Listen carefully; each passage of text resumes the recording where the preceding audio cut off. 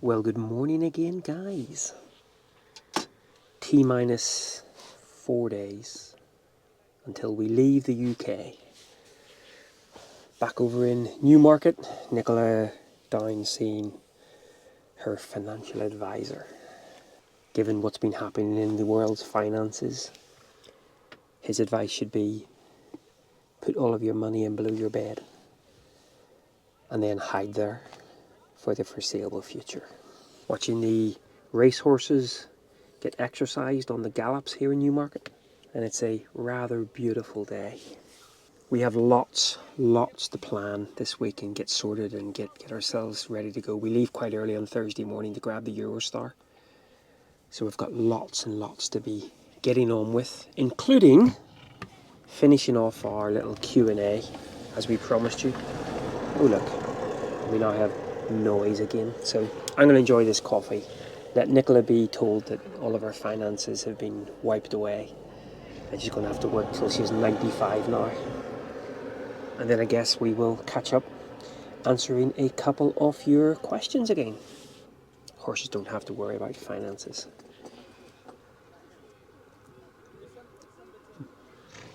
Neither do YouTubers, because we don't have any finances. 3-hour drive. Up at 4:30 this morning, left at 5. 3-hour drive down to Ringwood and left the van in to Propex again. Unfortunately, or unfortunately, the overvoltage alarms that we have been plagued with for months now were kicking off like an absolute champion. They were just firing off, and I was able to show him using the new Victron controller that the battery was actually spiking up and then coming back down again. So that, along with the fact that our gas monitor to tell us how much gas we have is showing incorrect, and the fact that the water heater is making an interesting rumble. It's a long way to come, especially back up again today.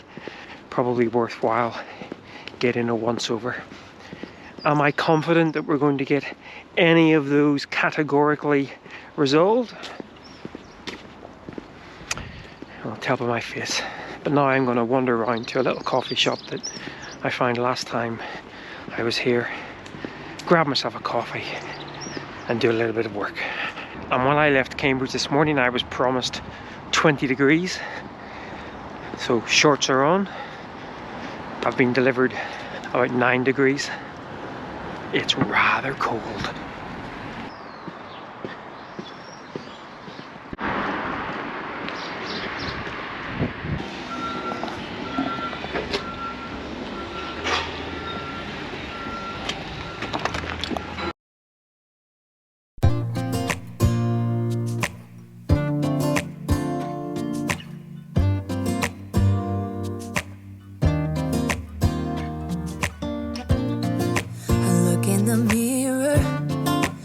Well, good day again, guys. Another beautiful sunny day. Actually, Cambridge has been having some wonderful weather this last week, and in fact I think it's due to continue on. Turns out that as we start to drive south into Spain, it looks like we're going into slightly more inclement weather. Anyway, over in Ely at the moment, I need to go and fill up with LPG, which is about another 20 minutes on from here. So we thought I'd do the dutiful son-in-law thing, and I've brought Nicola and her mum over to Ely, and they're off doing a bit of shopping. And I thought I would go ahead and answer 2 more of the questions that have come in. Thanks for those. And then obviously some of the other questions that we get to answer, we'll have Nicola alongside me as well. So first question from R&R 2010. I think I've got that right. What's our solution for fresh water, and are you concerned about payload? Well, funny you should mention payload, because obviously what I get most concerned about is Nicola's packing. Although she does reliably inform me this time she's cutting down on the amount of clothes that she's bringing. Do we think that's true? Oh, flipping heck.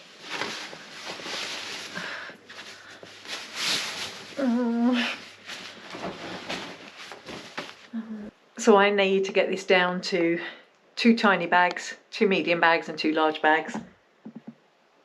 I don't know how it's going to happen. Payload may be a bit of a concern. So actually, for the last year, we have travelled without the 2 bikes, and now we've also taken off the bike rack. I think whenever we were in Norway, we last had the van on a weighbridge, and we were coming in with the bikes on there and with plenty of stuff in the van, obviously. We were coming in at just under 3 tonne, I believe. So I don't think that we have too many concerns. Now, shh, don't let Nicola know that, because obviously she'll then try to load in more stuff. Actually, payload probably isn't half our issue. It's actually getting the stuff packed in. Honestly, this time, I'm a little bit concerned where we're going to shove everything. But yeah, I don't think we've ever had a sort of a concern with the payload. And as I say, the last time we put it on a weighbridge in Norway when we had both bikes on it, we were coming in at just under 3 tonne. What do we do for fresh water? Now, we carry 45, 48 litres, or the potential to carry about 45 litres of water in our jerry cans. They're completely removable, so we can kind of take them to a tap and fill them. Now, that water that we then have coming through on our sink, we don't drink that. We just use that for cooking, for washing ourselves, for washing up. So even though it's fresh water that we're putting in there, just because it's been through the sort of in the plastic jerry cans and maybe sitting for a while, we don't drink that water. Now, I did look at putting a water purification system into that system, so actually we could make use of those jerry cans for drinking water as well. But what we do for drinking water is, and it's I'm a little bit ashamed to say that, we actually buy plastic bottles. Now, to try and cut down on wastage, we will reuse those plastic bottles a number of times. We also carry our 750ml refillable sort of thermos bottles as well. But yeah, for drinking water, we typically will go for plastic bottles. Yeah, not ideal that we're reusing or that we're using plastic, but at least we will probably, what we've noticed actually in a lot of the UK supermarkets, they're cutting out on the 5 litre and they're going for the 1.5 litre bottles, which isn't great. We would rather get the 5 litre plastic bottles and then fill those up. We normally have 3 of those in the van at any one point, and any time we see fresh water, we will actually fill those up.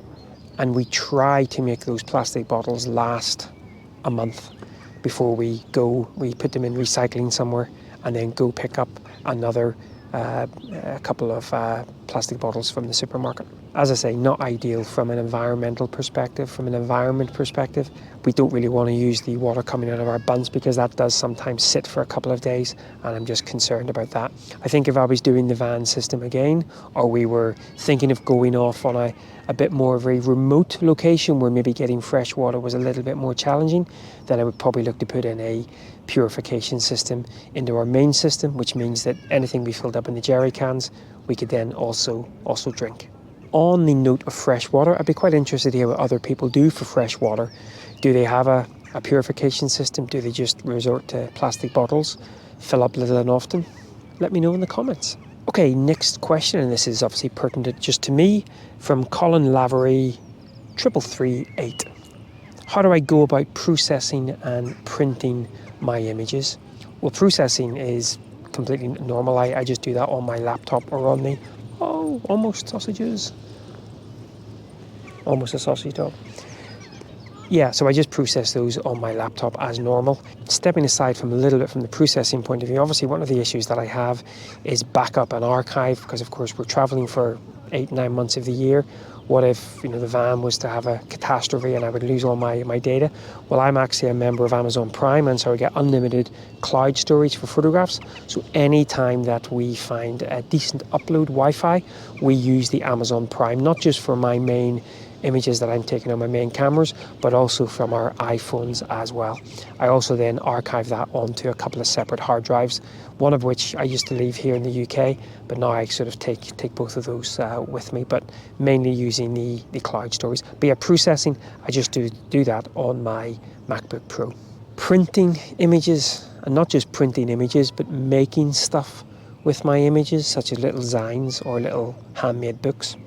Sadly, that is something that I can no longer do while on the road. Now, for the last 2 years, I have still offered prints via an online service, and I've been reasonably happy with the quality of the prints. But of course, because I'm having to use an online service, I can't check the quality of those prints. And I've had one instance where the print is turned up to the client and it hasn't been of the quality that I would actually want it to be. So for that reason, sadly, I've decided to stop selling prints while we're on the road. Now, when we do finally get stationary, one of the things I'm most looking forward to with my photography and my creative outlet is actually making things with those images. Obviously prints, but especially handmade books and little handmade designs as well. Really love doing that. Now, what I'm going to be doing over the next 8 months or whatever while we're on the road, I am going to be working on a couple of longer term projects, and I hope that by the end of the year, when we have a little bit of time back in the UK, that I have enough time to get together a Zine, which I will then obviously offer for sale via my website. But sadly, while on the road for the remainder of 2025, I won't be able to offer any prints for sale. Now, any photographers out there who are watching this, who do rely on an online service, I was using DS Color Labs, and they were fine. You know, I would say 80% of the work that I submitted to them to be sold, it actually worked out fine. But I just had one or two that was just a little bit not the best. Now, printing at home, let's just say it wasn't completely smooth sailing. I went through a period of about 6 months where I just couldn't get the prints right. But there's nothing better than actually going out, making an image, coming back, doing the editing and the processing, and then working on the print and finally physically holding that print in your hand. But as I say, hopefully over the next couple of months, I'm going to be working on a couple of projects that I hope to be able to offer as a Zine, a little small scale book, a small run, probably maybe 20 or 30 copies by the end of the year. So watch this space. Now, I'm going to answer this question and then I'll let Nicola answer her question. And it's from Nicole, L7T. Hello, Nicole. What countries are on your bucket list? It's actually countries that I have been to before. I really would love to go back and do Norway. I'd love to go back and do Finland. And actually, we only went for a couple of weeks. I'd love to go back and do Poland as well. Now, people talk to us about going to places like Turkey and Morocco, and as nice as they are, they've just never massively appealed to me, especially long-term travel in the van. So for me, it would be actually going back and getting more out of Norway, out of places like Finland, and then obviously in Poland as well. Now, rather than it being a bucket list country, I think a bucket list genre of travel, and that's hopefully what we're going to be doing most of this year, and that's getting back out into the mountains, getting back out hiking, getting back out running in the mountains. So that kind of would be my bucket list in the van anyway. Now, as we have talked about before, we have been toying with the idea of shipping the van over to America. And obviously there's a heck of a lot of things, you know, having the van in America and in Canada, I think would be fantastic. But in terms of bucket list countries for traveling in the van, I think it's go back and do Norway, go back and do Finland, and go back and explore more of Poland. Now that's in the van. Obviously, Nicola really has a keen interest in going backpacking. Maybe I'm just getting an old fudger-dudger, but backpacking for me, I'm losing a slight interest from that perspective. I think mainly because a lot of the places that I would love to go and visit, I know that they are just rammed packed now with tourists all year round, and of course that has also pushed the price up. But from a backpacking perspective, as much as Nicola wants to spend that in South America, and there's some beautiful places in South America, I really am looking forward to going back to Southeast Asia. We never got to Vietnam. We did Cambodia and we did Thailand, but I'd love to do more of Thailand, especially up in the northern reaches. We'll probably end up having to hire a little moped, watch this space, and Vietnam as well. Just the whole street food culture and the whole kind of the ease of sort of travel in and around, and again also being a little bit out of your comfort zone. So I think if we were to, stop van life tomorrow and go backpacking, I think northern Thailand and Vietnam would certainly be on the bucket list. So Nicola will answer her bucket list countries a little bit later in the vlog, whenever we also finish off with another 3/4 questions from you guys. But for now, let's take a wander up and have a little nosy at Ely Cathedral. It's also getting quite close to lunchtime. Oh, and also quite close to having to put LPG in the van. Oh, nervous. I thought we could fix them, but we got tired. There's nothing left to do but to say goodbye and try to move on. I'll get over you, only wish that I knew how to go on. It's not the best cup of tea you've ever made.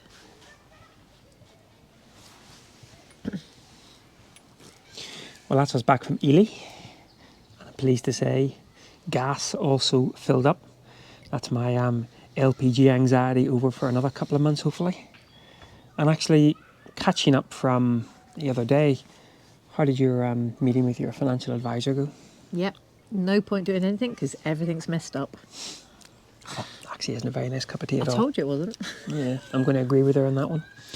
Anyway, getting back to the questions, and as I said, I've already answered my half of this question. So this one's for Nicola now, Oh. and it's from Nicole. Oh, good name. Go on, catch up. Who's Nicole? As in Nicole who we met in Kronos. Absolutely, Oh, hi yes. Nicole. What countries are on your bucket list and why? And just to give a little bit of context this here, I talked about bucket list locations in the van and then very quickly backpacking as well. But Oh, I was going to say which. what countries are on your bucket list and why? Oh, I've got so many though. Do I have to narrow it down? Give All us the ones I haven't been to. When hopefully by the time, this isn't going to happen till I'm really, really old, but by the time I come to die, I want to feel like I've seen enough of the world to not be sorry that I'm dying. what a way to bring the vlog down. She wants to see. True. She wants to see everything, and if she can't see everything, most of everything will have Yeah, to do. yeah. That's pretty much Okay, it. top 3 countries. So in the van, I would like to go and do like the Bosnia, Montenegro, Hungary, Romania area. Okay. That really is. Basically because we haven't ever done any of that. So it's something I haven't seen. So that's my van one. Okay. Oh, but I have got another van one. Go for it. The national parks in America. That would be good in the van. Backpacking, obviously I've talked about Asia and South America I'd like to do. So Asia, I would like to do bits of Borneo, Laos, Vietnam. Yeah, they're probably my priorities for that area. And then South America, I have got, well, we're in contention about this one, Galapagos, Machu Picchu, and probably the Bolivian salt plains. Yeah, for me, it'd be interesting actually if anyone's been there. So I forgot one. Sorry, haven't finished. Costa Rica. So pretty much everywhere. everywhere. Yeah, Sorry. just very quickly, has anyone been to the Galapagos in the last probably 5 years? Is it worth it? I'm going to say, as amazing as I'm sure it is, I would say it's not worth going there for what you get for what we'd have to pay. But it'd be interesting to see what people say in the comments. But And if you have been and you've done it on a reasonable budget, how did you do that? I've covered pretty much everything, haven't I? rich sugar daddy. Anyway, Yeah, if I bump Nigel off, would anybody like to come with me and pay? and yeah, thanks for the question, Nicole. Maybe catch up in Kronos at some point. I feel like I haven't really answered that question because I just said everywhere, but my first answer really was the whole answer. I want to see everything. I'll remind you that there whenever you're kicking and screaming, holding on to the banisters in here, not wanting to leave. That's very true. Yeah. Okay, this one is from Alison M26. Do you feel we have the right balance with our work van life? Is it how we imagined it would be? I think the balance, because I work generally between 10 and 15 hours per week, and because I work basically with a lady in the States, it means I can work first thing in the morning, later in the day, and weekends. Yes, the balance for me is pretty perfect. For me, not so much. I find I can work a bit too much because I'm continuously recording footage for the vlog. I'm continuously thinking about my photography side of things. I'm continually thinking about doing travel articles and writing on our social media. Maybe my work van life balance is wrong, but I don't have my work life balance. In the last probably 18 months, I haven't dedicated enough time to my own personal photography side of things. And that's something that I really want to try to change this year. So I think you just have to be flexible and accept the fact that sometimes we work on weekends and sometimes our weekend is a Tuesday, for example. Yeah, I mean, my work's quite variable in that I might have a piece of work that's 1 or 2 hours, or I could have a piece of work that's 2 to 3 full days. So, yeah, you have to be flexible in how you do things. And sometimes when it's the longer days, it means we have to pay for campsites because I need endless electric and things like that.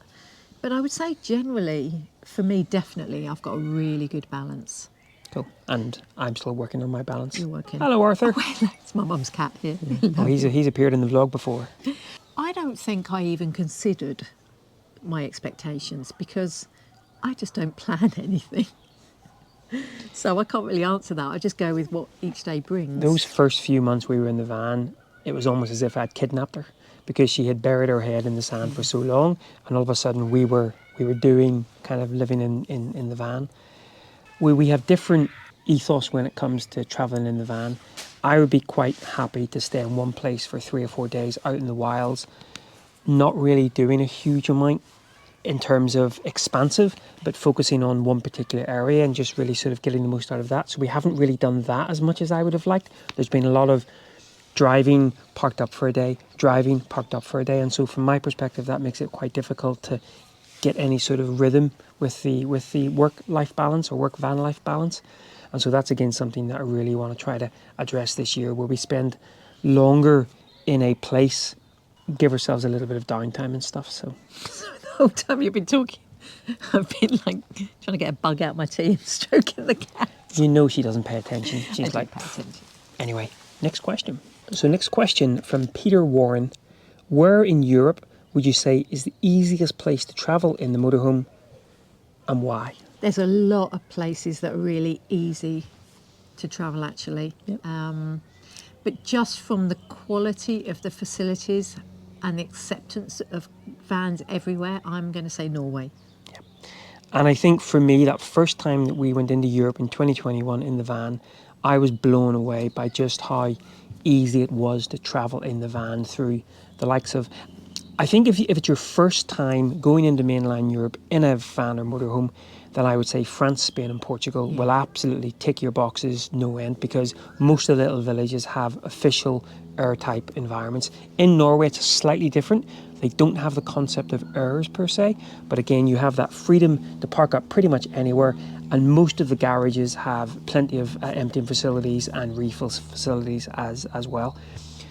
You get out to places like Greece, where emptying becomes a bit more of a challenge, refill becomes a bit more of a challenge, but we still didn't really find any particular issues. I'm going to say as well, the west coast of Ireland, especially during the summer months, very accommodating to vans, and again, no official sort of errors as such, a few, but very accommodating for where to park in the summer months, plentiful portaloos and things like that, and a handful of service points.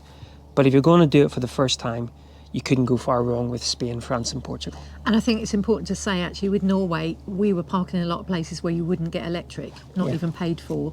So we have solar, which is pretty much enough for us during the summer. Yeah. But if you want electric, then like Nigel said, they're your best bets. Yeah. Now you would quite often have to pay for electric at these places, but at least it's there available for you. Exactly. Having spent 3 years previously doing short-term trips around the UK, and then all of a sudden we got dropped into mainland Europe, and we just saw how the facilities were. I think I've mentioned this before on the vlog. A couple of years ago, whenever Portugal, especially Algarve, brought in more restrictions about camping along the coastline, and everyone was up in arms, oh, we can no longer park along the coast in Portugal. And it's like, guys, you can park along the coast during the day and then go 2 miles off the coast and you've got plentiful errors. So for me, that first time that you get into Europe in the van, you'll just be like, and we've discovered so many places just because we've wanted to park up somewhere. Yeah. It's been, for example, Viles Rubio in Spain last year. I'll link the vlog up here. You know, we just went there. We needed to sort of, we were attending one of our friends, sadly her memorial, and we just wanted somewhere where we could kind of be sort of peace and quiet. And we ended up staying 5 or 6 days. Yeah, and Really there wasn't nice. anything particularly great about the town or anything, but the actual little parking area with the facilities had such a nice vibe. Yeah. And I think there's certain places you go and they're free and you just park up and go, this is just brilliant. Yeah. Even if you don't particularly want to do anything or there's nothing much to see, it's just very easy to be there. Yep. Get yourself to mainland Europe. It's amazing. Right, I'm probably going to have to go and change the battery out on this here, so we can answer our last question. Oh, is that all the others done? I think so.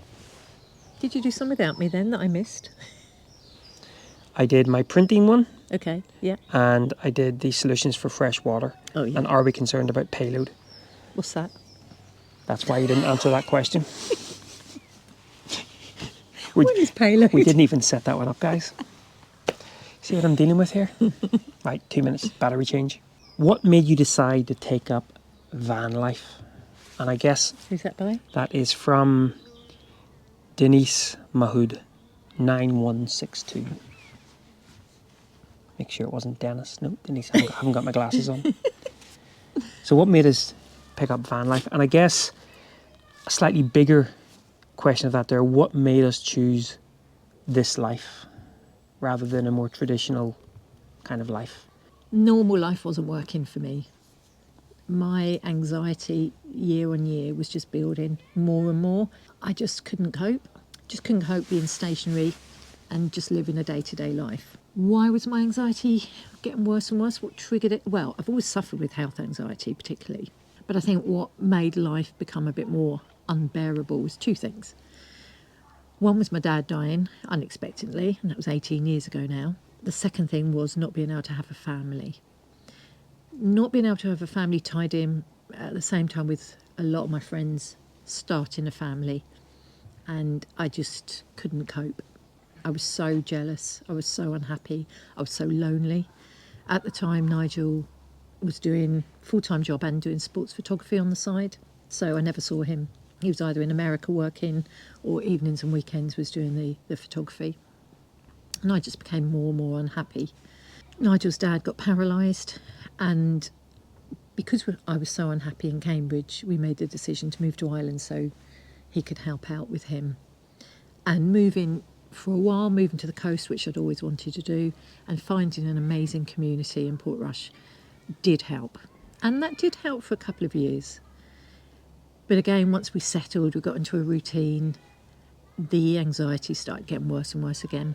And just knew something had to change. I started to think about, as well, getting older, the fact that when we do get, much older, there's just going to be the two of us. I'm worried about who's going to look after us when we got old. There was nobody to look out for us.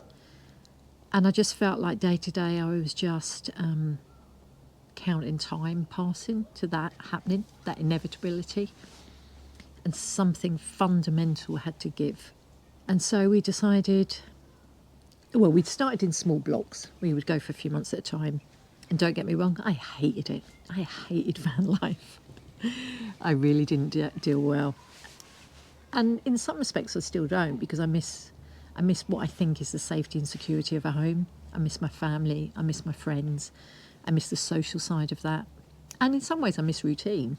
But I know deep down I can't do that right now. So when we're on the road, I get to see new things, I get to have new experiences, I get to meet new people.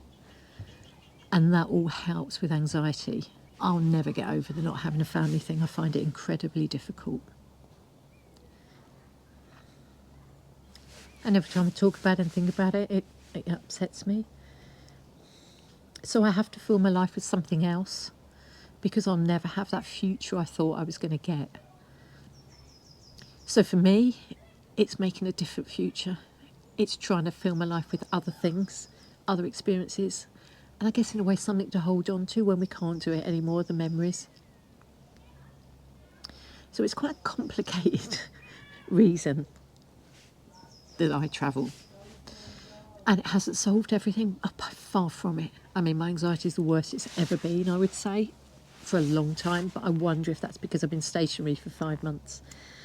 Because I know once I'm on the road, it will start to improve a bit. I'll become more brave again. I'll learn to let things go a bit more. But whether it's going to be a solution long term, I don't know. So in a way, it could be a distraction now. It could be an avoidance. But it's all I've got.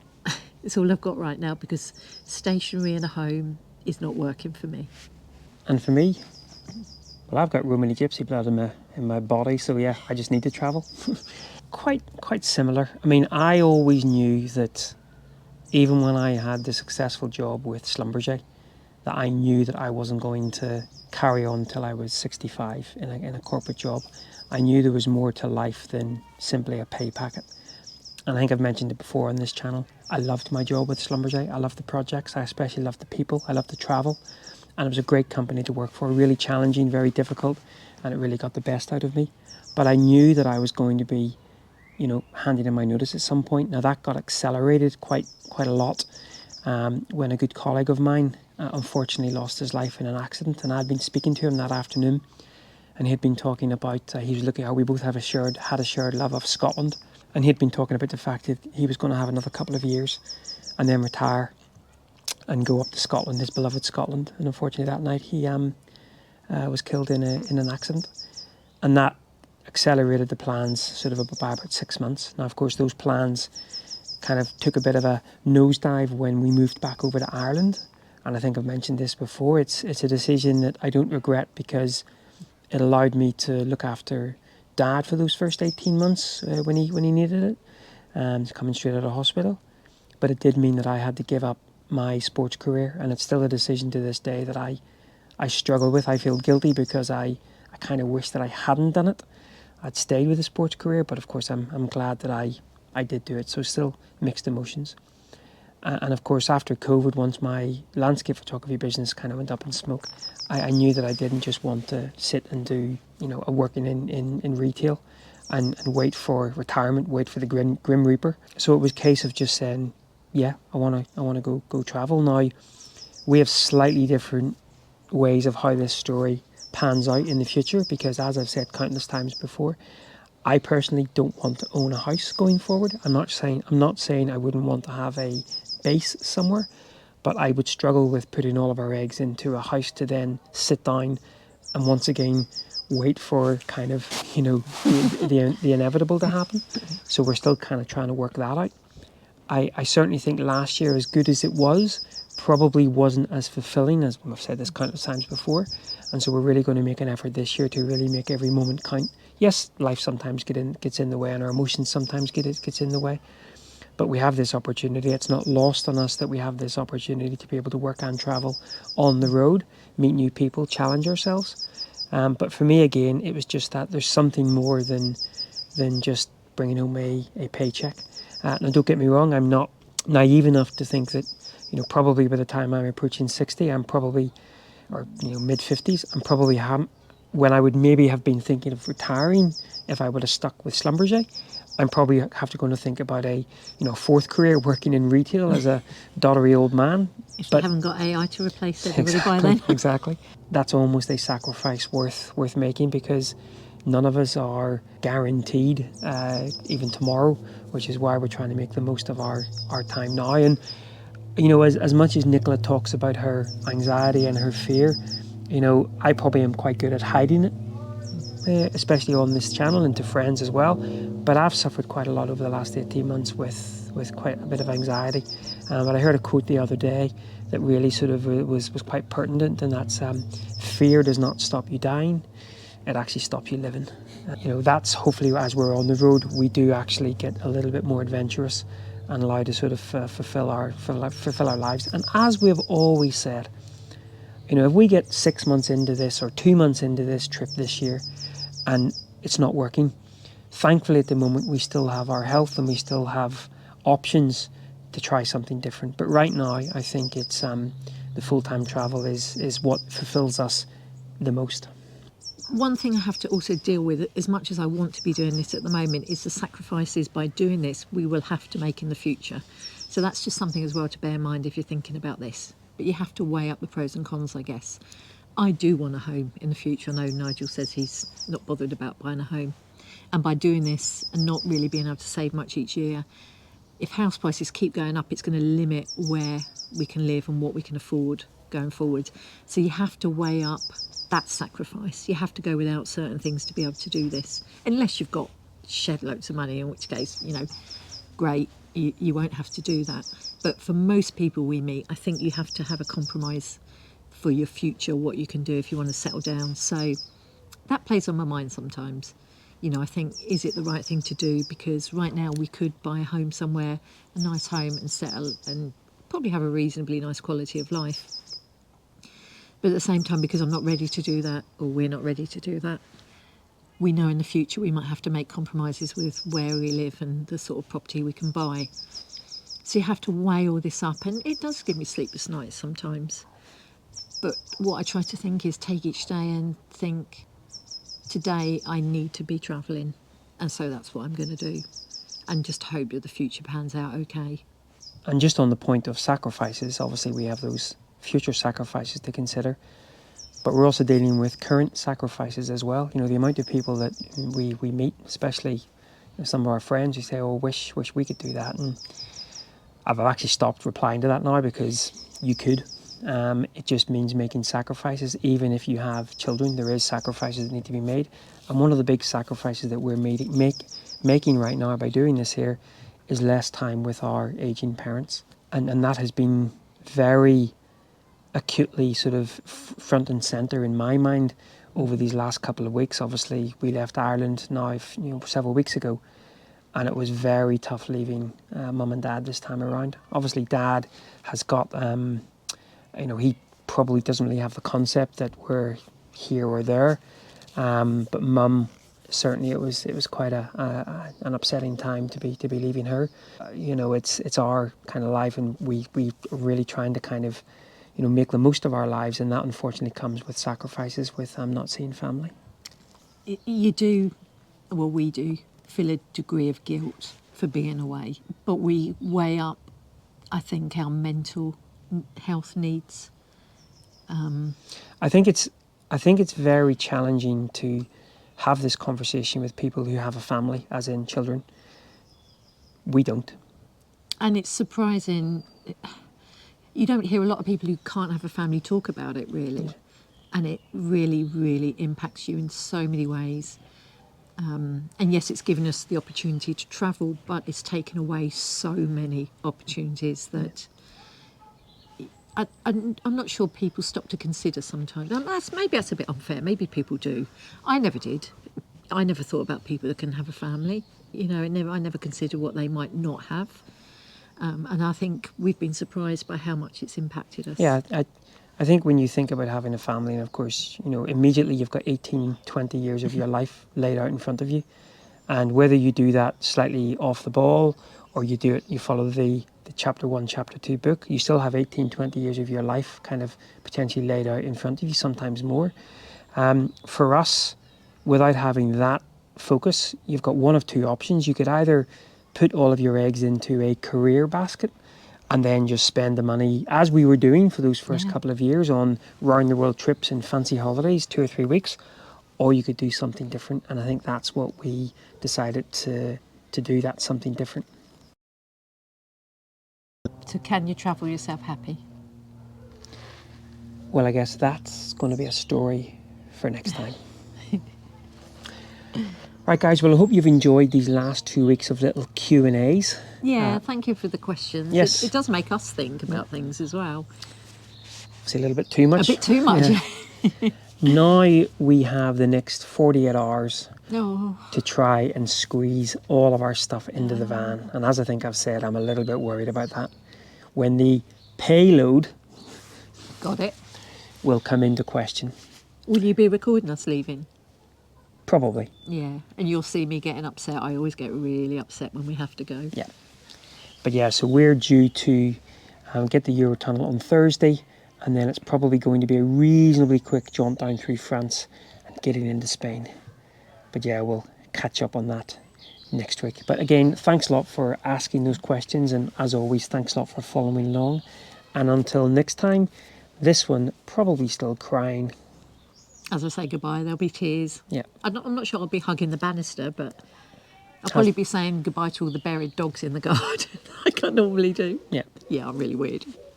By the way, the hugging the banister thing, when we sold our house in Cambridge, I came down on the last time about to leave the house and pop the keys through the letterbox, and she was hugging the banister, saying goodbye to it. I really was. Right, guys, thanks a lot for following along, and until next time, take care. Bye-bye.